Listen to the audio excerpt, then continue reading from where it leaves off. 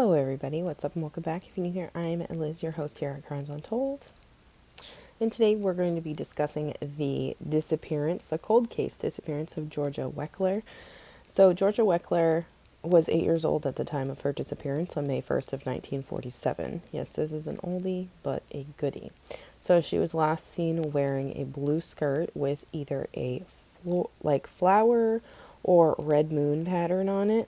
She also had blue jeans underneath her skirt, a light blue t-shirt with a pink button-down sweater, and she was wearing either moccasins with red soles or rubber boots, and she also had a brown headscarf on. So she was a Caucasian little girl that had brown eyes, blonde hair, and she also was known to have a growth on her heel.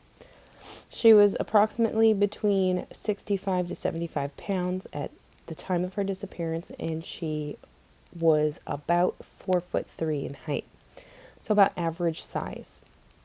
So she was given a ride home, or almost home, from a neighbor, and this was from her school where she was a third grader at the Oakland Center School. Now, when she was getting out of the car, she told her neighbor that she was going to pick some flowers in the woods after she got the mail from the mailbox, and then she would proceed to drive up the driveway. And this was the last time anyone saw Georgia Weckler, other than other witness statements that we'll talk about after. So on a typical day after school, her and her siblings would ride their bikes, but due to it had been raining, the ground wasn't hard enough, so their father drove them to school that day. Her brother and her sister actually found a ride with the same person that gave Georgia a ride just a half hour prior. Her siblings at home know Georgia. Their mom wasn't concerned at first when Georgia wasn't home with her siblings because she just assumed maybe she's with their dad. I don't know. But when their dad returned at around 6 p.m., that's when she got concerned, and that's when they started searching. So they would begin to ask neighbors if they saw anything, and this is when some of the witnesses said they saw a 1936 Ford sedan that was dark in color, possibly black, that had a half gray plastic spotlight in the area, that was seen in the area around the time that Georgia was last seen. It is said that there was deep track marks found on the road, and they believe this is the car just kind of speeding off super fast, jetting off super fast in a hurry. And this car was last seen being driven by a male between the ages of 20 to 25, and he was blonde. So this man is presumed to be the prime suspect in the abduction of Georgia Weckler, and he has never been identified, even to this day. So when police interviewed some of the witnesses, they said that they saw a man struggling with a young girl and struggling to, and forcing her inside of the car, similar to the one that was seen. It has never been confirmed or denied that this was Georgia, but it is said that the girl looked extremely similar to her.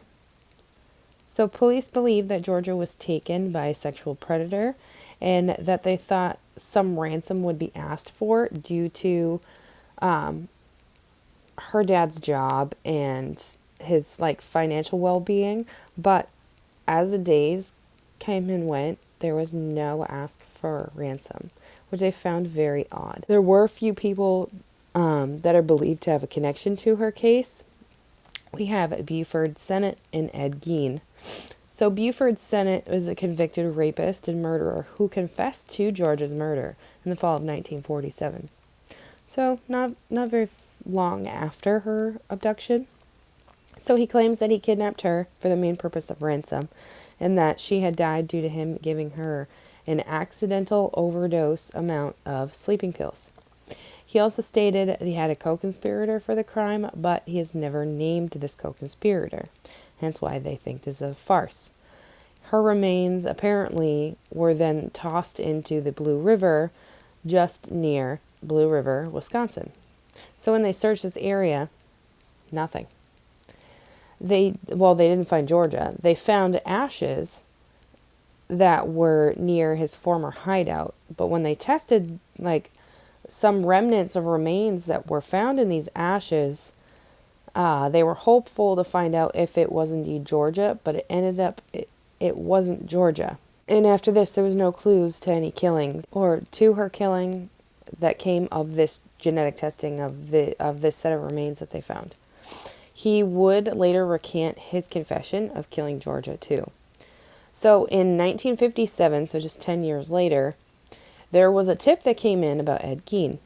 So authorities arrested him, and this is for the arrest of a local tavern keep and his ties to the disappearance of Evelyn Hartley, who was abducted from La Crosse, Wisconsin in 1953, just 6 years prior, 6 years after the abduction of Georgia Jean Weckler.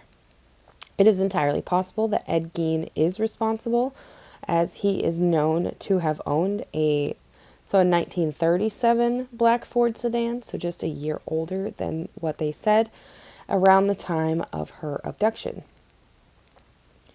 So with this new tip in the case, as it came out, they had hopes that we would find out exactly what happened to Georgia Jean, but when talking about this case, there was a definite fear in the community after she was abducted, because everyone was so used to just walking to school by themselves, or walking around by themselves, or walking with their friends, or just simply being outside by themselves.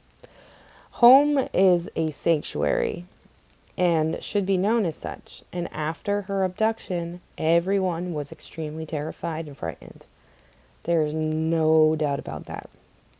What is quite ironic is that just a year prior, Georgia became so scared at the possibility of abduction due to the death of Susan Degnan. Susan Degnan is another vintage crime case that is insanity. So this case stuck with her, and it would stay in the forefront of her mind until the day she was abducted. What do you think happened? Do you think her abduction has anything to do with the connection of Evelyn Hartley, or is this a standalone abduction? Do you think Ed Gein did it? Do you think that it was Sutton? What are your thoughts? Leave them in the comments down below. I would love to know, and I will see you guys in the next one.